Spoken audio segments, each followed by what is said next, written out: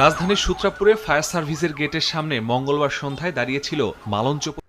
দর্শক, ইতিমধ্যে সেনা সদস্য বলেছেন যে শেখ হাসিনাকে যে কোনো মূল্যে হলেও বাংলাদেশে আনবে। এমনকি সেনাবাহিনীর ভিতরে ক্যান্টনমেন্টে উত্তেজনা ছড়িয়ে পড়েছে। ওয়াকারুজ্জামান যশোর ক্যান্টনমেন্টে গিয়েছেন জরুরিভাবে, আরও বিভিন্ন ক্যান্টনমেন্টে বৈঠক করেছেন। সে সকল ভিডিও নিয়ে আপনাদেরকে দেখাবো চাঞ্চল্যকর কিছু তথ্য। এই ভিডিও প্রমাণ সহ দেখলে অবশ্যই আপনি বুঝতে পারবেন যে সেনাবাহিনী কি চাচ্ছে, কেন হঠাৎ করে মাঠ থেকে সরে গিয়েছে সেনাবাহিনী।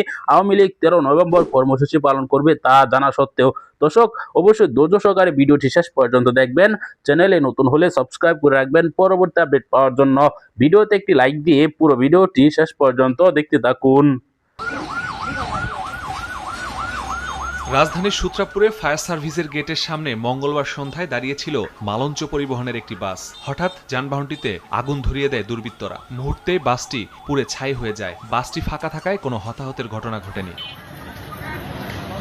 এদিকে মঙ্গলবার রাতে মিরপুর বেড়িবাঁধেও একটি বাসে আগুন দেয় দুর্বৃত্তরা। যানবাহনে আগুন দেওয়ার ঘটনা ছাড়া। হ্যালো ভাই, আসসালামু আলাইকুম। কোথায় তুমি? আমি বাসায়। আপনি প্রেসে ব্রিফিং করলেন না? আমি দু একদিন না করি ওটা দিয়ে। ও আচ্ছা, কোন নির্দেশনা আছে? নির্দেশনা কারফিউ কন্টিনিউ করবে। এই কার্ফের মধ্যে আমাদের প্রস্তুতি নেওয়া উচিত, আরো এর জন্য টাকা দরকার। হ্যাঁ, কার্ফু চলাকালীন সময়ে আমাদের কিছু প্রিপারেশন থাকা দরকার। যে আমাদের কাছে যা ফুয়েল টুয়েল যা ছিল সেগুলা কিন্তু সবারকে প্রায় শেষ। আজকে শেষের দিকে খুব বেঁকে দিয়েছিল।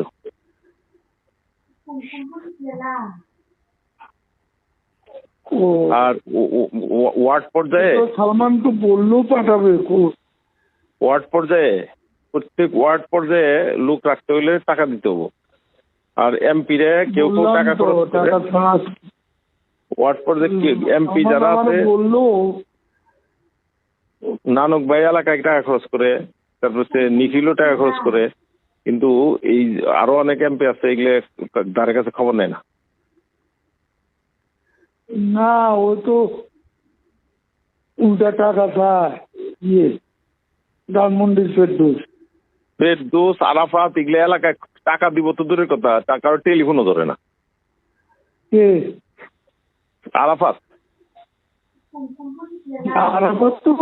পরে ওই যে আজকে হানিফ ভাইরে কিন্তু ওই আরাফাতের এলাকা দেখভাল করার জন্য দায়িত্ব দিছে।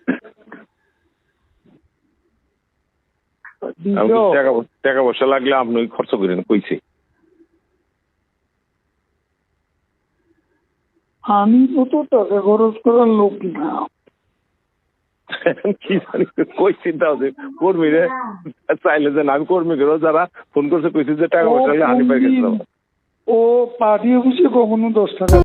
প্রিয় দর্শক, আপনারা জানেন আওয়ামী লীগ 13 নভেম্বর কর্মসূচি ডাক দিয়েছে। 5 নভেম্বরই কিন্তু তারা এই কর্মসূচি ডাক দিয়েছে। এরপর থেকে উত্তেজনা ছড়িয়ে পড়েছে।